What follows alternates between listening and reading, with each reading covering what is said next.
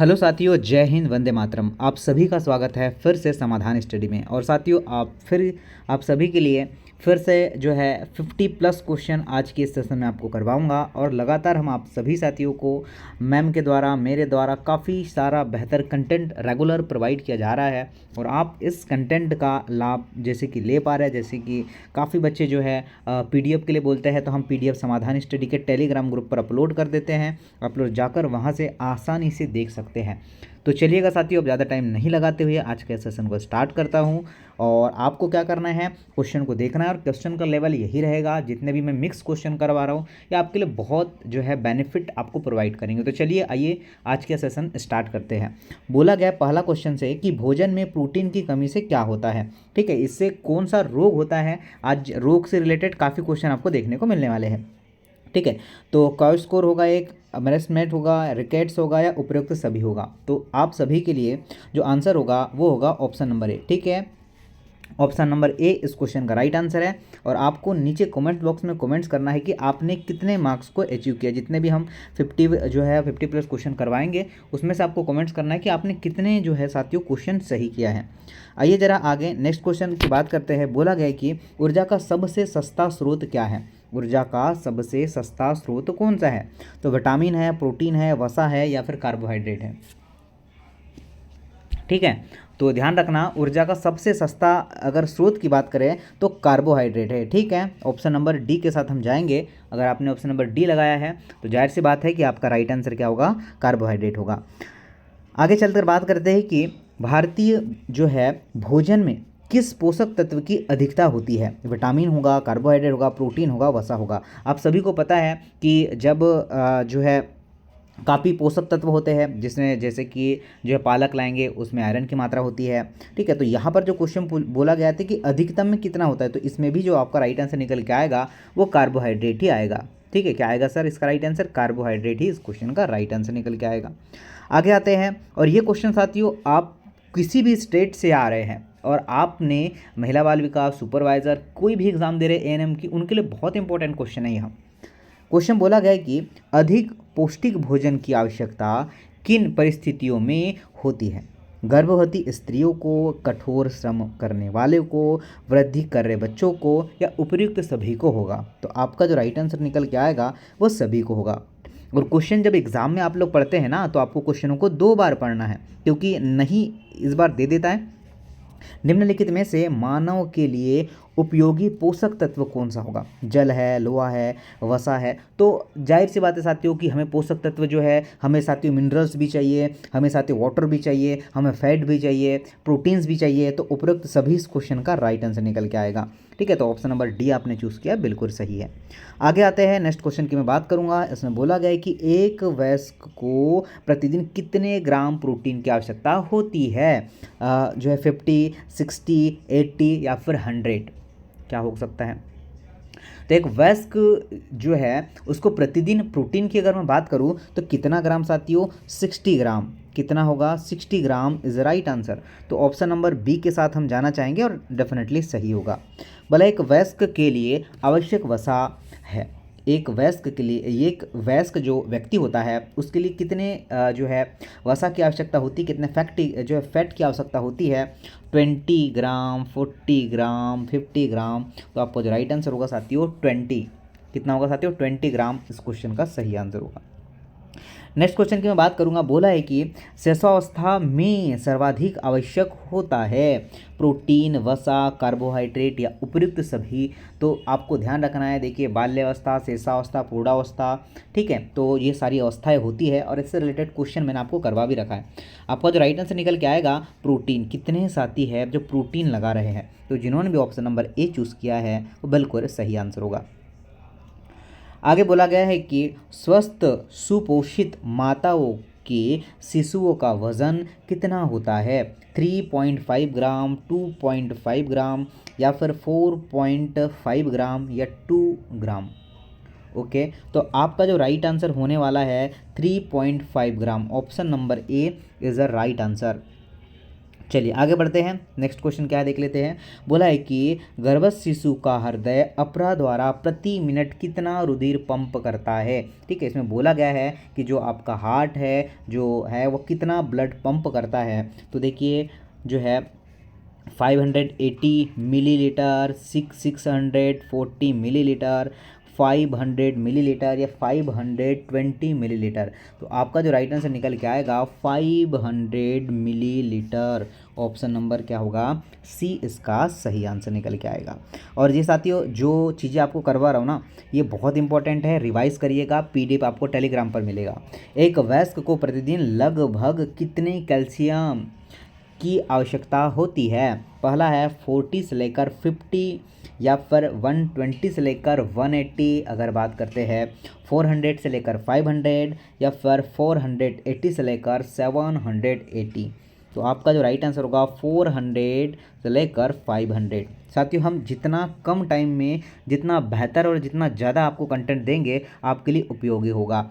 ठीक है, चलिए आगे बढ़ते हैं। कोई नेक्स्ट क्वेश्चन है कि मिड डे मील प्रोग्राम में एक दिन में कितनी कैलोरी और प्रोटीन की आवश्यकता होती है या कितनी मिलती है, ये आप लोगों से क्वेश्चन पूछा गया है। तो बताइए, तो देखिए बताइए 300 कैलोरी और 6 लेकर 12 ग्राम प्रोटीन होता है क्या, 800 कैलोरी या फिर 6 से लेकर 12 किलोग्राम प्रोटीन, या फिर अगर बात करते हैं 300 कैलोरी और जो है 8 से लेकर 12 ग्राम प्रोटीन। तो आपका राइट आंसर ऑप्शन नंबर जो है क्या होने वाला है साथियों, ऑप्शन नंबर सी होने वाला है। चीज़ें समझ आ रही है साथियों, चीज़ें समझ आई तो एक लाइक ज़रूर करना। ठीक है, एटलीस्ट इसमें 500 लाइक तो बनती ही है, मॉर्निंग तक तो आना ही चाहिए।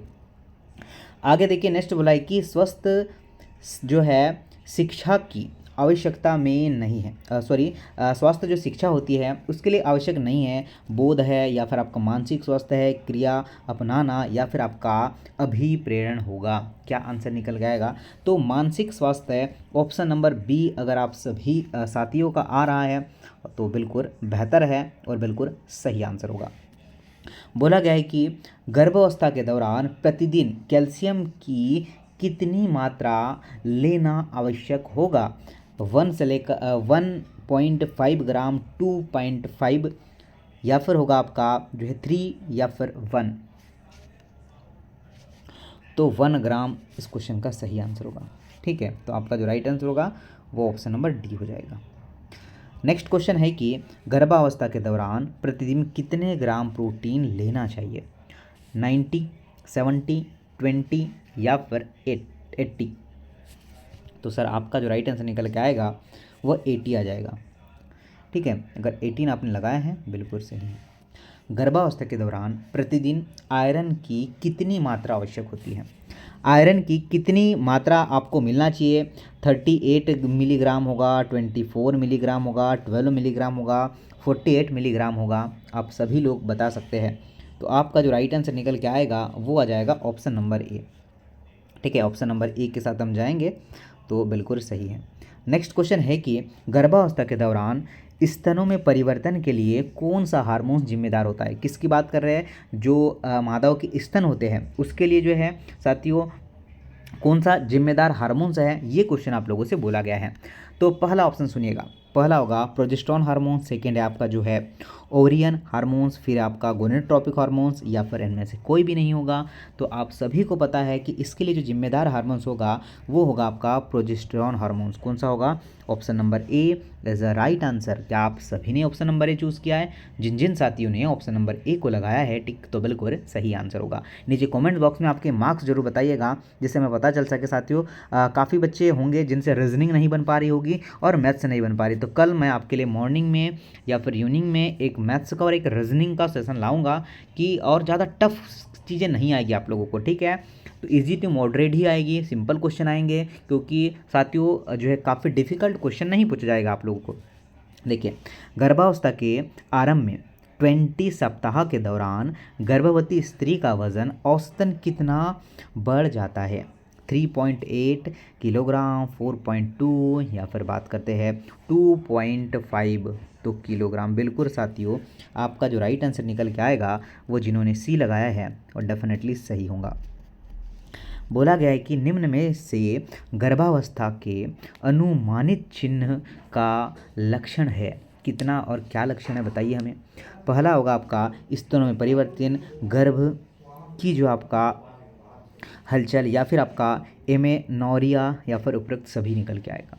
तो आपका जो राइट आंसर होगा वो उपयुक्त सभी अगर आपने चूज़ कर लिया है तो डेफिनेटली आपका सही आंसर है।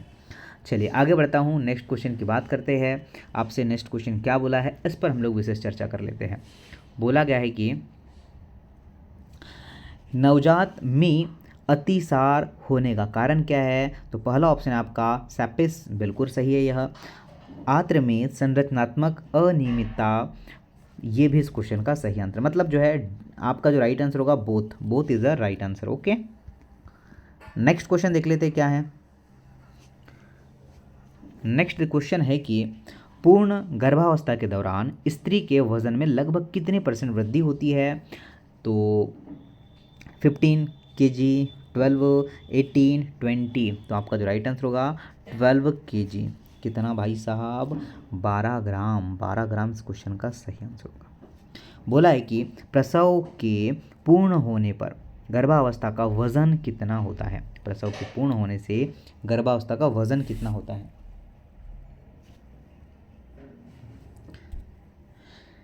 850 जो है ग्राम है, 750 ग्राम है, 900 है, या फिर 650 है। तो आपका जो राइट आंसर होगा कितना हो जाएगा साथियों, 900 ग्राम। ठीक है, 900। बोला गया है कि BCG का टीका किस रोग के लिए लगाया जाता है। तो BCG का टीका जो है किसके लिए लगाया जाता है। पोलियो के लिए, TB के लिए, हैजा के लिए, कैंसर के लिए, क्या हो सकता है बताइए। ओके, अगर आपने लगाया है TB, tuberculosis, okay, option number B, TB किससे होती है भाई। चलो नीचे कमेंट बॉक्स में आपको बताना है ये बैक्टीरिया जनित रोग है, प्रोटोजोआ जनित रोग है, या फिर वायरस जनित रोग है। नीचे सभी बच्चों के कमेंट्स आना चाहिए मुझे। आगे आते हैं, नेक्स्ट क्वेश्चन आप लोगों से बोला गया है कि फ्लोरिस नामक रोग जल के किस की जो है उपस्थिति के कारण होता है बताइए। पहला फ्लोरीन है, क्लोरीन है, आर्सेनिक है, या फिर आयरन है। तो आपका जो राइट आंसर होगा साथियों chlorine. Chlorine is the right answer. अगर आपने सभी ने क्लोरीन चूज़ किया है तो जाहिर सी बात है बिल्कुल सही है। आगे बोला गया है कि टाइफाइड में असरकारी दवा है। तो टाइफाइड में असरकारी दवा कौन सी है ये हमसे बोला गया है। पहला होगा क्लोरोम फेनिकॉल, या फिर आपका होगा, चलिए अब क्या ही बोले, ऑप्शन नंबर ए ही आपका राइट आंसर है। इसी से हम लोग आगे बढ़ जाते हैं। ठीक है, आगे बढ़ के नेक्स्ट क्वेश्चन की बात करते हैं। बोला है कि विब्रियो कॉलेरी नामक जीवाणु के कारण मनुष्य में कौन सा रोग होता है, या मनुष्य को कौन सा रोग होता है ये आपको बताना पड़ेगा। तो विब्रियो कॉलेरी आपको पता है ये क्या आपका हेपेटाइटिस से होता है, हैजा से होता है, तपेदिक से होता है, या फिर पोलियो से होता है। ठीक है, तो आपको बच्चों में हमेशा होता है और ये पोलियो के कारण होता है। इसका जो राइट आंसर होगा वो ऑप्शन नंबर डी हो जाएगा। नेक्स्ट क्वेश्चन की मैं बात करता हूँ। बोला है कि हेपेटाइटिस रोग मनुष्य के किस अंग को क्षतिग्रस्त करता है। यकृत को, वृक्क को, हृदय को, या फिर फेफड़े को। तो जो लीवर है साथियों इस क्वेश्चन का सही आंसर होगा। ठीक है, तो लीवर अगर आपने यकृत आंसर किया है तो बिल्कुल सही आंसर होगा। देखिए बोला गया है कि विवेक किस रोग को नियंत्रित करने में सक्षम वैक्सीन है। हैजा, पोलियो, हेपेटाइटिस, या फिर तपेदिक, क्या हो सकता है बताइए कौन सी। विवेक, तो आपका राइट आंसर होगा हेपेटाइटिस। ठीक है, तो सी आंसर वाले साथी बिल्कुल सही है। और मज़ा आ रहा है तो भाई लाइक तो बनती है। ठीक है, तो लाइक आपको करना है। बोला है कि DTP टीकाकरण में किस रोग को शामिल नहीं किया गया। तो DTP यह 3 रोग है साथियों। ठीक है, तो देखिए डिप्थीरिया है, पोलियो है, खसरा है, या TB है। अच्छा क्वेश्चन है, ये क्वेश्चन बहुत अच्छे से पूछता है। तो TB को शामिल नहीं किया गया है। ओके, डिप्थीरिया भी है, पोलियो भी है, और जो है खसरा भी है। ओके, खांसी। आगे चलकर नेक्स्ट क्वेश्चन की बात करें। बोला गया कि राष्ट्रीय टीकाकरण जो है सारणी के अनुसार शिशु में कितने जो है सेंगों के लिए टीकाकरण किया जाता है। 4, 5, 6, 7। तो आपका राइट आंसर होगा 6। Okay, only 1, 6। मिसेल्स का टीका प्राय किस आयु में लगाया जाता है। ठीक है, मतलब किस आयु वर्ग के बच्चों को लगाया जाता है। 3 मंथ, 6 मंथ, 8 मंथ, या फिर 9 मंथ। तो आपका जो राइट आंसर होगा वो कौन से बच्चों को लगाएंगे, 9 मंथ के बच्चों को लगता है। नेक्स्ट क्वेश्चन है कि राष्ट्रीय ग्रामीण स्वास्थ्य मिशन का लक्ष्य क्या है। इसका लक्ष्य क्या होगा ये हमें बताना पड़ेगा।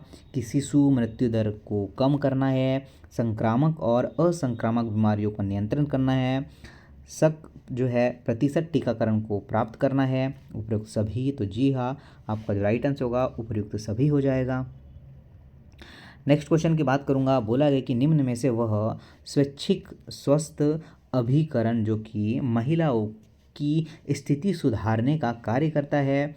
Indian red cross society, Kasturba memorial fund, बात करें भारत सेवक समाज या अखिल भारतीय महिला सम्मेलन, क्या हो सकता है। तो Kasturba memorial fund is the right answer. Option number B आपका सही आंसर होगा। चलिए आगे देखिए, नेक्स्ट की बात करते हैं कि गर्भावस्था के अंतिम महीनों में गर्भवती स्त्री को चलने पर दर्द होता है, यह किस जोड़ की सीमित हलचल के कारण होता है। बहुत अच्छा क्वेश्चन है। ओके, अब देखिए यहाँ पर ध्यान रखना है, क्या सेक्रो इलियम जोड़ होगा या फिर आपका सेक्रो कॉलेजियम जोड़ है या फिर होगा आपका सिफिसिया फ्यूबिस या फिर उपयुक्त सभी।